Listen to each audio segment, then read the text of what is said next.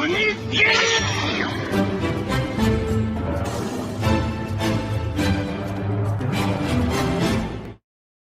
Mother Mode Big Mom results in Conquerors hockey like 180 haymakers into Pei, make them go nap nap, that's a good Big Mom moment. I don't care what anybody says, deal with it. How's it going, everybody? Welcome to the channel. We got chapter 1011 of One Piece today.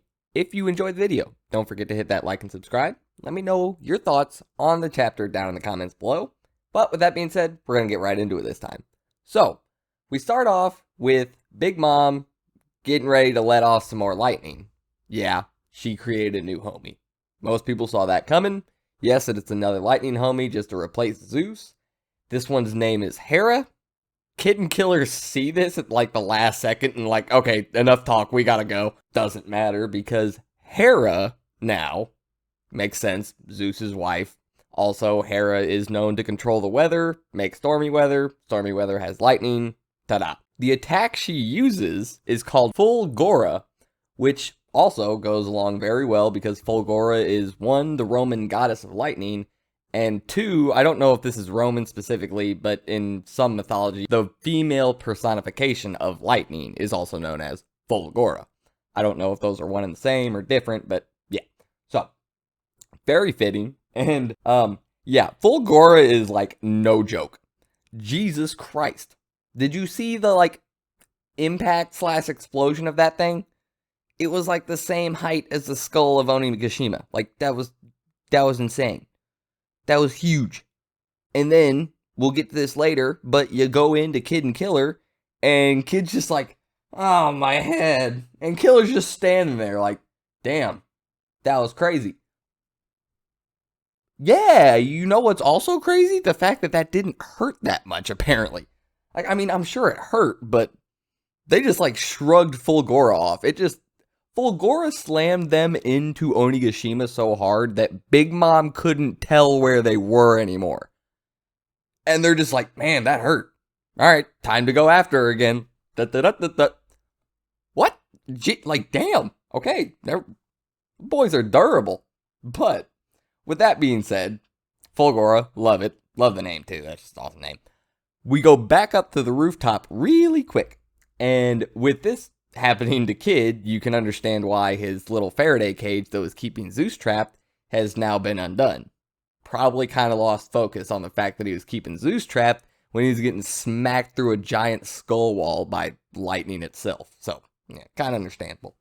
So, Law tells Luffy, says, alright, fine, I'm taking everybody down, including Zeus. He doesn't say that, but he takes Zeus with him. So I'm taking everybody down. He goes, I can't let Zeus get back with Big Mom. So, like I said, this is up to you. Luffy goes, sure, that's fine. That's what Luffy already told him to do. So, with that being said, Luffy, once again, clashes with Kaido. Keep in mind, Luffy's still in base form and Kaido's in his hybrid form. Is that not weird to anybody else? What happens when Luffy goes Gear 4th? If Kaido doesn't have, like, Awakening or something. I'm just saying, that doesn't look good for Kaido. If hybrid forms clashing with base Luffy. That's all I'm saying. Now, maybe Luffy would have a little bit of trouble handling Gear 4th with Conqueror's coding on top of it. Maybe that's getting a little tough for Luffy to handle, considering he just figured out this whole coding thing. Maybe he can really only handle that in base form, maybe a little bit of Gear 2nd, maybe even Gear 3rd's a little tough to manage it considering he has to coat such a big fist. I don't know. We're going to see how that goes. So, with that being said, we're going to keep moving on. Kaido tells me, he goes, so, you're loving this, huh? The more precarious the situation, the bigger the smile. Is that right? And of course, Luffy just smiles and then goes straight at him. And yeah, their clash is huge. Going back to what I said about Kid and Killer, yeah, they just pop up like, well, time to go back after. Doop, doop, doop, doop, doop. Like, they comment about how she's not coming after them, like, right away. She's not chasing them. And they surmise because, yeah, the hole was so big, she doesn't know where they are. And yeah, there's a little diagram that shows us that the hole was as big as both the 2nd and the 3rd floor. So, yeah, they just get back up and they're like, well, we can hear her down below, so let's go get her. Hawkins decides to jump in there When that happens, we have this little back and forth. Obviously, Kid calls him a traitor. Hawkins says, dude, I got betrayed by Apu too. I just didn't stand against Kaido because I felt like that was stupid. Hawkins is not wrong, okay? Like, I don't hate Hawkins like I hate Apu. Hawkins was just like, I don't feel like fighting a Yonko. Like, I don't. Hawkins is right. He got betrayed too. He just didn't feel like fighting a Yonko. I'm not going to blame him for that, honestly. Not necessarily a dumb idea either. So, Killer tells Kid, go ahead and move on, get to Big Mom. We can't leave her alone for too long. Like, you gotta go find her. He goes, I'll stay back, take on Hawkins. Hawkins actually thanks him for this because he says, I can't beat both of you. I think Killer's sitting there in his head like, yeah, no shit, I know. We just don't have time to waste. So, they have their little dialogue back and forth as everybody is having in this arc before they have their one-on-one fights. Killer calls Hawkins a lapdog. Hawkins tells Killer he has a 92% chance to die. Killer says fortune favors the bold. Hawkins says good luck. Killer says I don't need luck. Hawkins really isn't that much of an ass. Like, for the most part, like, he's kind of just sitting there like, well, good luck, man. I mean, I'm gonna fight you because I don't want Kaido to beat my ass for just not helping. So, I mean, good luck though. So, yeah, he's kind of, honestly, Hawkins feels more of a neutral party than he does of like a Kaido subordinate, even though he is a Kaido. He just seems like he's around just doing shit. Moving on to our final scene of the chapter. God, I love the end of this chapter. Oh, that was wonderful. So we're gonna get right to that. Not right away, but we're gonna move along. So we have page 1 still coming after Usopp, Nami, and Tama. They're all riding on the back of Komichio. I couldn't remember the name of the dog to save my life. I'm sorry, Komichio. My bad, bud. Alright. So they're just whacking the shit out of page 1 trying to get him off. Like, nothing is working. We're moving on. I'm not going to edit that out. If you get it, you get it. If you don't, you don't. Sorry, moving on. They're just beating the shit out of the dude, trying to make him fall off of the dog.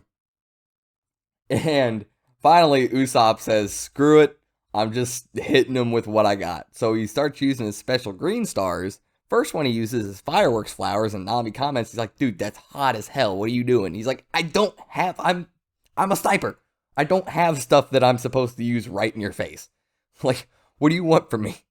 He goes, but I'm gonna do it. I'm gonna beat his ass, or at least try. Uses another one, explosive acorns. This one, kind of devastating, yet page 1 really doesn't care. Gets right back up. I love the look on Usopp's face. Like, he's so calm. He's like, how do you like them cones? Huh? I love the faces that Oda does. Like, can we be honest? Like, we don't need to always be serious in manga and everything. Like, shit's funny sometimes. I love the funny faces. It's a great, like, quick little break to where you don't take everything so hyper seriously. So, the big part. Big Mom sees Usopp, Nami, Tama, and Komichio. I am, for the most part, okay with this whole interaction thing. The fact that Big Mom kind of started to ignore Usopp and Nami because she went into this whole mothering mode with Tama. I do also think that the fact that it was a child that she knew and was fond of also exacerbated that. If this was just a random, like, 10-year-old from Wano, or however old Tama is, under 10, I guess, was from the fan translation. This one just said, like, young child, or whatever it said. I'm not super against that, especially considering, like I said, Big Mom is very fond of Tama. Like, her village gave Big Mom food. Big Mom loves food. Big Mom was also suffering from amnesia. Not like Big Mom wasn't in danger of dying, but they still helped her out in the time of need. So yeah, she's fans of them and Tama, and she has this mothering mode because she has the whole Big Mom persona with all of her children and everything. Like, it fits. It's not really a big deal.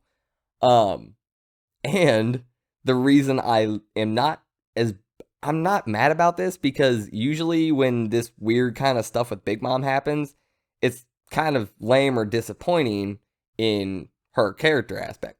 Something stupid happens. She becomes, as Kaido said, invalid. This is the opposite.